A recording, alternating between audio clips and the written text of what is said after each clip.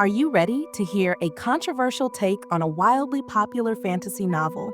One that left me with more questions than answers after 800 pages?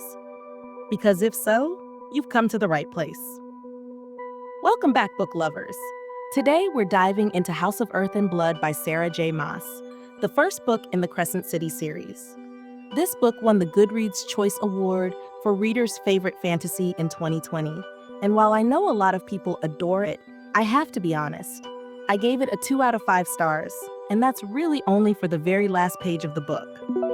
I know I'll probably get some flack for this, but I have to be truthful with my review. Let's start with what I did like, because the rant is long. First, Lehabah, that little fire sprite was absolutely adorable. She was feisty and sweet, and I loved her little crush on Hunt. In the end, you just have to cry for this brave little sprite. She had so much spark and stubbornness, and she showed immense love and loyalty, especially at the very end. Ruhn was also an interesting character. He wasn't what I expected, and I'm really curious to see what's in store for him as the series goes on, especially regarding his betrothed, who turned out to be far more fascinating than I initially thought. He wasn't quite the jerk Bryce made him out to be, and his love for her was great to see. I also liked Queen Hypaxia. I didn't care for her when she first appeared, but by the end, she had so much chutzpah, and what she did for Hunt, knowing the consequences, was pretty awesome. Then there's Hunt.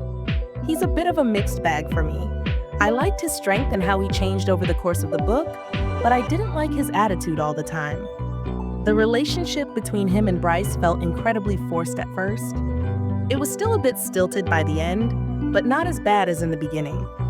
He definitely intrigues me though, and that ending with him, well, that's where my rating gets its half star. Okay, let's get into what I didn't like, which is, oh boy, a lot. The plot was a convoluted mess. I'm still trying to figure out the full scope of it. The part the blurb talks about, with the demon killing Bryce's friends, happens in maybe the first 100 pages.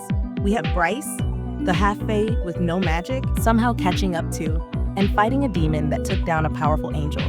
She survives, and then 2 years later, the killings start up again. And suddenly, the Archangel Governor believes this one girl can solve what an entire group of angels couldn't. And what is this about? Not just the murders, but a horn, a dangerous drug called synth, Danica's secret past, the fall of the angels, and this whole idea of being starborn. It's just so much. And let's talk about Danica. She was a wolf who loved her bestie, but was involved in something that led to her getting blackmailed, all while hiding what she did and somehow coming out as a heroine. And the idea that she could help Bryce from beyond the grave in a way that wasn't supposed to be possible just because of her love for her? No, it didn't make sense.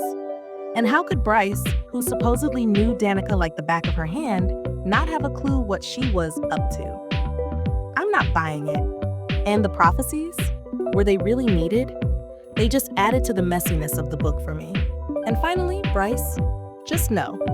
I tried to like her. I really did. I couldn't get on board with this party girl persona. Her attitude was horrible, and her way of dealing with things was just horrendous. Was she strong and loyal? Yes, but so much about her was unbelievable. The idea that she's a crack shooter better than the Angel of Death just because her stepdad was a sharpshooter? Not buying it. That she's more intelligent than all the angels working the case and can solve it? Not buying it. And that ending where she suddenly goes from having no power to that? Definitely not buying it. And she lied to Hunt, expecting him to understand, yet she was outraged by what he was doing, even though he had a valid reason. She was a very unforgiving person, it seemed, until it fit her. The biggest issue for me, though, was the length of this book. 803 pages was way too long. It could have been half of what it was. So much random stuff could have been cut out, like the boring date at the beginning or the pointless club scenes. The first 400 pages felt like nothing was happening, and it was so convoluted and redundant. And the unbelievable moments. I know it's fantasy, but you have to make it something I can swallow.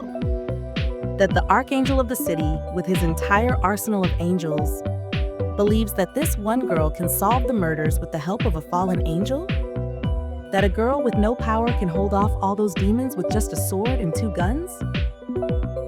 And all these powerful people at the summit just sit there and watch her do this? And then she comes out stronger than her father with powers she never had? No, Joe.